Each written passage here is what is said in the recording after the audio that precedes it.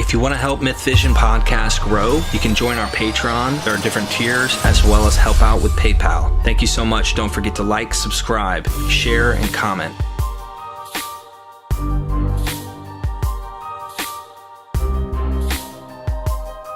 Stephen Nelson asks, Dr. Price, can you explain the speculated connection between H.P. Lovecraft and Aleister Crowley? Yeah, there are some, I think, superficial similarities to Crowley's revelation from the angel Aiwass, who supposedly appeared to him and delivered to him the text of the Liber Legis, the Book of the Law, a collection of aphorisms and stuff. The main one being, "Do what thou wilt shall be the whole of the law." There's some similarities. It doesn't seem that close to me. And there are a lot of people that think Lovecraft was a member of the OTO, whatever the Latin is for the Order of the Temple of the Orient. And I think they're sort of sloppily mixing this up with the group from which Crowley split, the Order of the Golden Dawn. That was a fellowship of, was part of the so-called Celtic Twilight. And in the 19th, the early 20th century, which made much of Celtic mysticism as revealed in the Arthurian legends and so forth, the Grail and all that. And there were important weird fiction or sort of that writers like Arthur Machen, who was a huge influence on Lovecraft. And Machen is just profound and an effective horror writer as well. And he was a very spiritual man, and he was a member of the Golden Dawn. He was a mystic himself.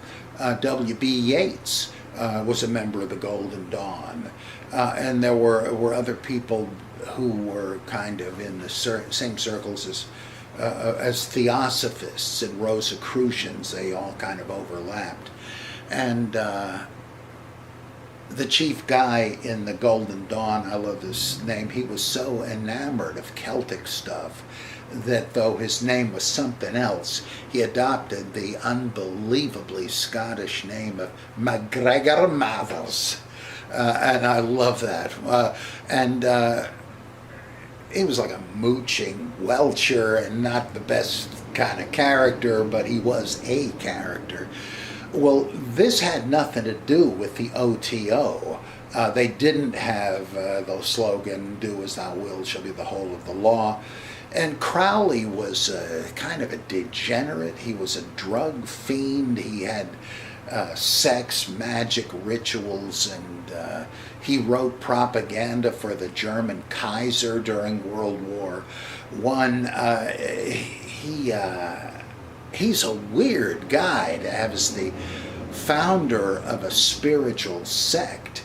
And I have friends, I've had friends for a long time who have been in the Crowley sect, and people in it often like Lovecraft, and I think they would like to think that he was a Crowleyite, but there's no evidence that he was, whereas there's all sorts of explicit statements that he thought religion was superstition that might indeed be necessary to keep people in line, the ignorant and the superstitious, and that was a good thing.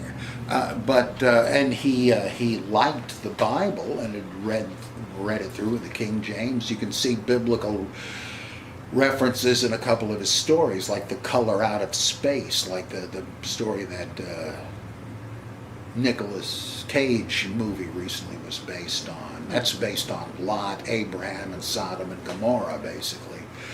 Well, but he wasn't a Crowleyite or an OTO person. Now, I guess this bond was strengthened, an imaginary bond, by Kenneth Grahame, who was like basically the successor to Crowley.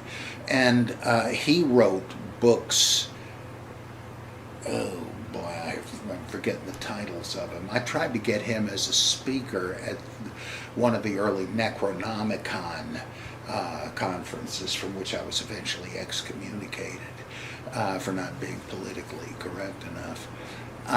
But I thought, okay, we invite all Lovecraftians to participate in this, the gamers, the card game people, the people that make Lovecraft movies, all this stuff. I say invite this Lovecraftian occultist. He's a genteel, reasonable person. He just has beliefs that I don't buy, but I would have loved having him as a speaker. But they were a little too afraid to do that. He's dead now. But he made a big connection and thought that Lovecraft was actually kind of channeling the entities that had contacted Crowley. And a lot of people think that, though it's, I think, absurd. I'm friendly toward them, and I appreciate their interest in Lovecraft, but there simply is no evidence for that.